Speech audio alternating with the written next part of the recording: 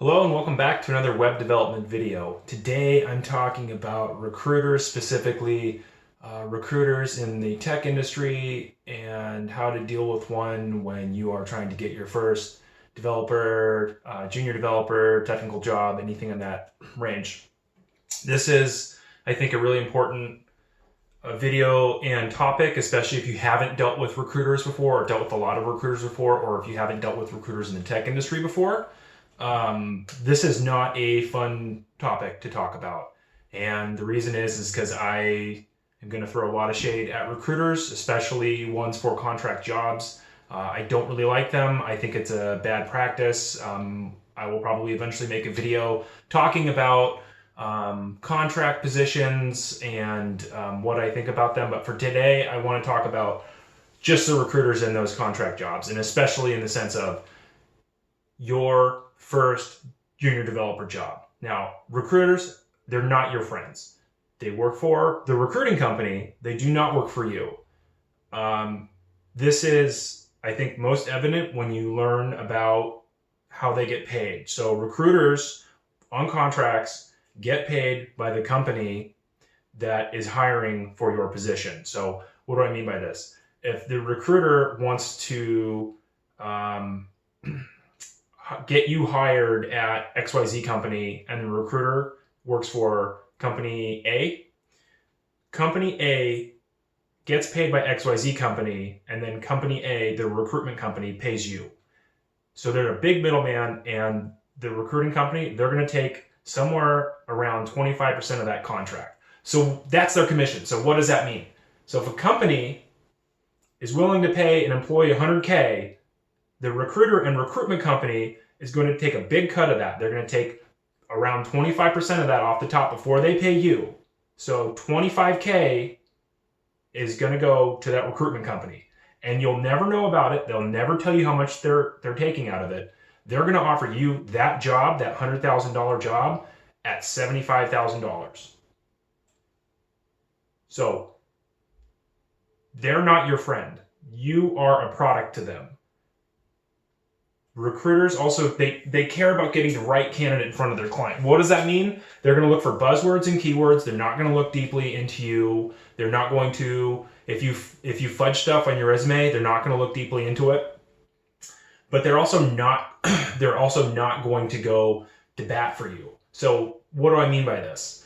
If you say that you know a framework, that you know React, but you don't, they might ask you one or two React questions. They might not. There's a good chance they don't. And then they'll just say, okay, how many years of experience do you have? And if you say 3, I have 3 years of experience. And they'll say, oh, how good would you say you are with React? Oh, I'm really good. I'm excellent with it. They're just going to pass that directly on to the hiring manager. They don't care. And if you sound good, they're just going to pass you right through. Don't lie in your resume. Okay, when you get into that interview, they're going to find out immediately, because if the recruiter is asking if you know React or not, it's because the hiring manager said, here's what we want out of the employee we're looking for here. We want them to know React. We want them to know JavaScript. We want them to be at this level with these things. We want them to know a little bit about deployment. Okay, if you go in there if you get into the interview and they say, oh, well, tell me about how React works. I don't know anything about React. Okay, so I would go in there and I would say, oh, I don't know anything about React. Okay, and they would probably look at me funny, and then the interview's over. They might let me fumble around for a while. They might not. They might just say, okay, well, we need somebody that has React. You're out the door. You wasted everybody's time. So do not lie in your resume, and do not lie to recruiters. Now, recruiters, they will ask you to lie. I've had recruiters, specifically a story. I get called up from a recruiter one day. He says, Sam, do you know this technology? And I don't remember what the technology was, but I said, no, I don't. And he said, okay, well, they're looking for somebody that has this experience with this technology. And I said, okay, well, I don't have any experience with that technology. And he said, well, can you put it in your resume? And I said, no, I can't put it in my resume because I've never used it before. He says, okay, well, what is your current role? And I told him my current role is. He says, okay, well, let's put that in your current role, in your current job description. And I said, I don't use that in my current job description. He point blank told me, he says, well, if you don't put this on your resume, you're not going to get this job. So you need to put this on your resume if you want this job. And I said, I'm not comfortable with doing that. I don't know. I haven't used this technology. I don't know it at all. I know that that's one of the big requirements, but I'm not doing this. So they will ask you to lie. You are a product that they are selling, and there are good recruiters and there are bad recruiters. Specifically the contract ones, they're not your friends.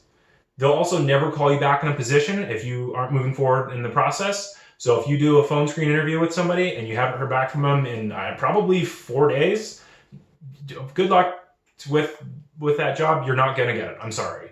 It sucks. And it's a pain. Salary negotiations, something else I want to talk about. Do not tell them a number. If they call you and say, hi, are you interested in this position? You say yes. They say, okay, well, how much are you looking to get paid? What is your hourly rate? Do not tell them that. Say, what does the position pay?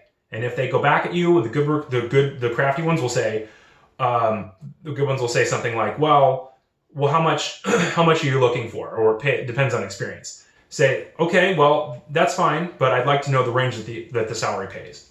And remember, they'll take whatever number you say as long as it's low enough. So if you say, let's say you were like me a year ago and you were looking for your first junior dev position, and I get a call from a recruiter and he says, how much do you want to get paid? What's your rate? What is your hourly rate? And I would say, if I said $40K a year, and if that job paid $75K a year, he's not going to say, oh, well, actually the job pays $75K a year. He's going to say, okay, great. That's nice. And then he will write me down for $40K a year. Now he's going to make an extra profit of what, $35K a year on top of that 25% of the contract. Okay, that's a screaming deal. He's going to love, love, love you because you're making a ton of money. So I really want you to remember that. Okay. Don't let them push you around like that. Okay. And if they just will go around in circles, I really want to emphasize this. I wrote this down in my note. I really want to emphasize this. If they say, I'm sorry, I can't tell you the rate, just say, I have to know the range, otherwise I can't, and just move on. Just move on if they won't tell you an actual rate. Okay. There's a couple of things to watch out with too. If they ask you to stop by their office so they can share opportunities or do a meet and greet or whatever that, you don't need to go. Okay. They don't have a job lined up for you. It's just some hoop they want you to jump through. Maybe they'll have something lined up for you. Who knows? I've done that multiple times. I've gone into the all day waiting rooms and then sat around and then called me up and I had an interview. Nothing came of that. I've had multiple contract companies that in order for you to get on board with them, you have to go sit in an office, talk with their recruiter for 25 minutes, and they'll tell you all the rules and jumps and why you should go with them. But at the end of the day, they don't have a job for you. They just don't. They might send you something down the road, but it is a huge pain. So you don't need to go through that. You really don't. It's really frustrating, really infuriating, especially if you haven't gone through it before. You take time off of work, you go sit in some recruiter's office for them to only tell you, well, it's great to meet you. We'll come back to you with some jobs later on. Some things to think about, that recruiter, you want them to actually work with the hiring manager. Okay, if they're not working for a hiring manager, if they don't know the hiring manager, you're behind. You're probably not gonna get that job. Okay, they're casting a net. They should know the salary requirements. Okay, they're probably not gonna tell you what them, but they should know them.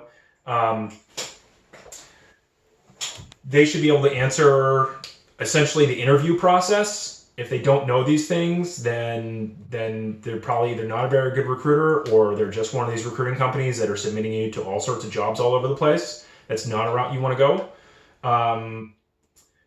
They should know details about the role and the company. They should, who's on the team, why is the role open. They should know if it's a contract job, and I'm mostly talking about contract jobs here. They should know how long, the duration of the job, the history of the job, how come it's open, is it going to be turned into a full-time role, and they might BS their way through all this stuff. So take however friendly they sound, take their words with a grain of salt. Always, always, always, always. They should know anything if there's a benefits package, which there's not, but if they should know if there is one. They should know if there's anybody who else they're talking to. They're probably not going to tell you that, but if you can push them on any of this stuff, the opportunity to work remotely, if there's going to be travel required. They should know all these details, so you should be able to ask them that. So lastly, what I want to say is do some homework. If you are just learning about recruiters from this video, or you know just a little bit about them, you're trying to get that first contract job, try not to get a contract job. You don't have to. You don't have to get a contract job as your first developer role. I didn't.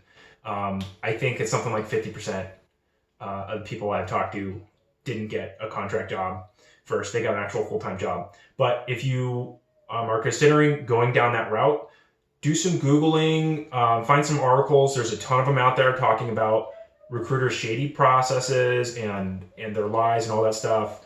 You can poke around on YouTube. There's probably a bunch of articles out there on Medium and all sorts of stuff. But do some research, and best of luck. I do think that you can get that web dev job or any developer job, contract or not contract. If you're out there trying to get your first one, you can do it. You definitely can. And I'm sorry you have to go through recruiters. They drive me nuts. I think there's a real problem with them, but that's definitely a topic for another video. So anyways, best of luck to you. And if you like this type of content, go ahead and give me a subscribe. Otherwise, I'll see you next time.